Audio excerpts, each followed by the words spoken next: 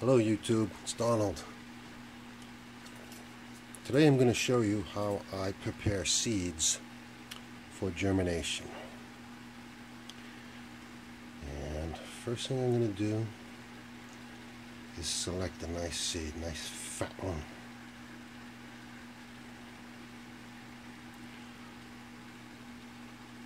And I'm going to see if I can get the camera to focus on this.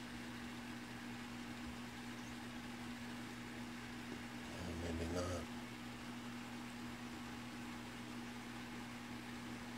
Here we go. A little bit anyway. You can see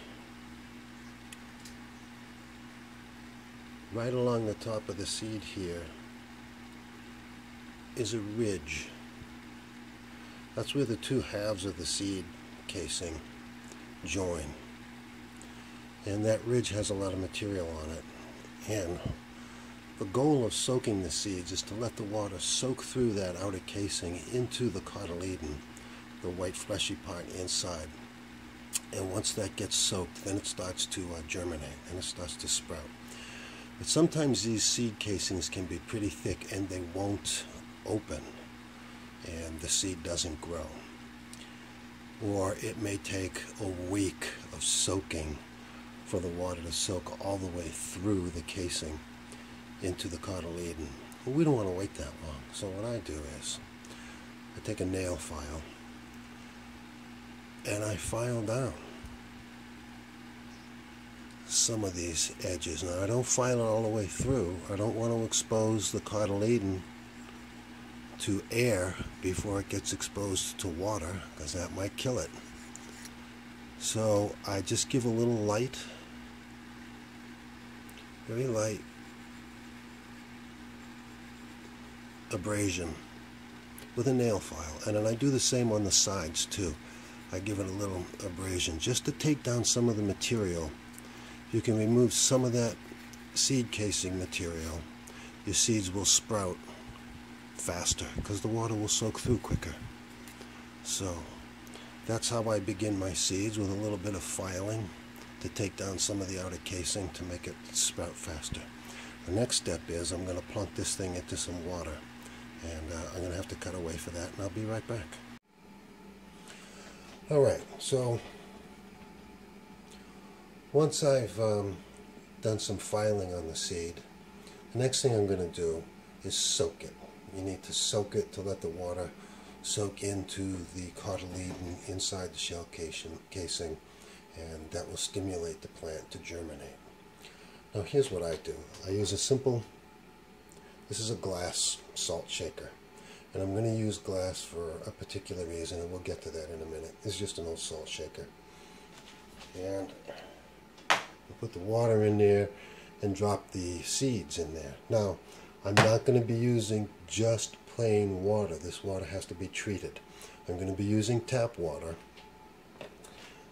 and I'm going to test the tap water before I do anything with it. And I'm going to measure out 1 quart.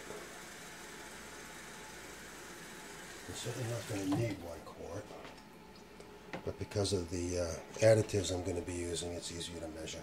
Now, all municipal water systems have chlorine in the water. Chlorine is a gas that's injected to the water to sanitize it. Chlorine will kill your seeds. It will kill your plants. For those of you who have kept aquariums, as I have, chlorine will also kill your fish. So we need to dechlorinate the water. Alright, a little more about chlorine. There's a couple of ways to dechlorinate your tap water. There's the old-fashioned way.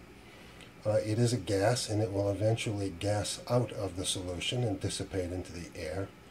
But that takes about 24 hours. And what you would do is you would measure out the amount of water you're going to use and let it sit out for 24 hours and let the chlorine escape. But who wants to wait 24 hours? Not me. So I use this tap water conditioner, once again from the aquarium section of the pet store. This stuff instantly neutralizes chlorine and chloramine and it only takes 3 drops per gallon. So since I only have a quart,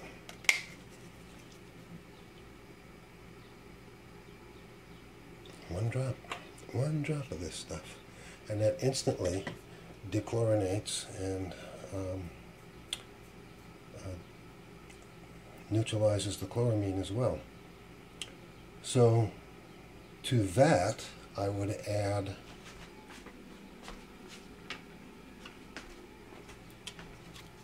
this stuff.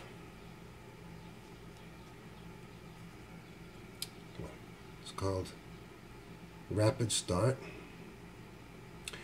and it's a root enhancer solution, and it consists of nitrogen, phosphate, soluble potash, and molybdenum. Molybdenum. See if you can say that 3 times fast. Molybdenum. Or molybdenum. So these are all minerals, by the way, and also from the periodic table of elements. These are elements from the periodic table, so that's interesting. It absorbs nutrients, and that stimulates root growth. So I'm going to add just a few drops because this stuff requires, when you do the math, it's 2 teaspoons for 5 gallons. So for a quart, it's 1/10 of a teaspoon. Well, I don't have a teaspoon that measures that small, so I'm basically just going to take 1, 2, 3 drops. That'll do it. And then stir it up. And then I will take the, I'll measure the pH again.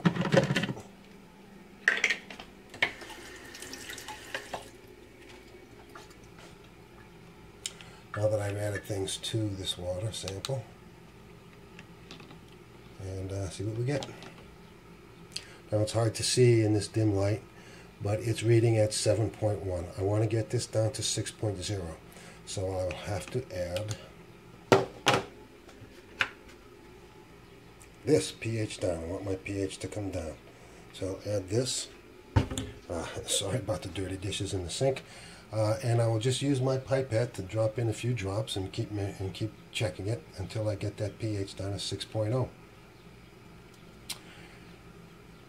And we'll pick it up in a minute. I'm going to use the pH down, and because it's only a quart of water that I'm treating, I'm going to use my little pipette, and I'm going to put just a couple of drops in there.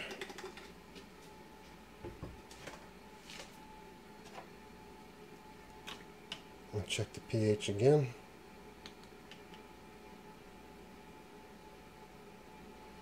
That brought it down to 7.0, so I'm going to have to add some more. I'm going to cut away for a minute. Alright, 6.1, close enough. Close enough.